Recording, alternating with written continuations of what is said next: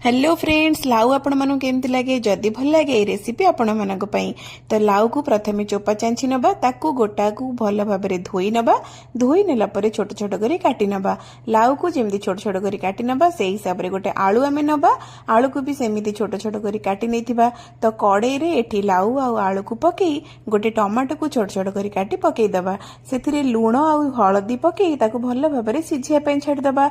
एठी फ्रेंड्स आमे लाउ को पानी दबानी, जेहेतु लाउ रू पानी बाहर पाखापाखि 10 मिनिट सिझिला पर देखो ये केते पानी बाहर। तो आउ 5 मिनिट हाई फ्लेम रे आपको बसई नबा। पानी जेमती मरीज लाउ आउ टे सिझीज। एटी मोर लाउ सिझी जाइथिला। एबे कड़ाई रे गोटे चामच तेल गरम करी कला जीरा को फुटई नेली। कला जीरा फुटीगला पर लंबा लंबा कंचा लंका को पकई नेली। कंचा लंका भी फुटीगला पर सिझा लाउ को पकई घोड़ई नेथिली, जेमिति ता बास्ना कुआडे भी न जीवो।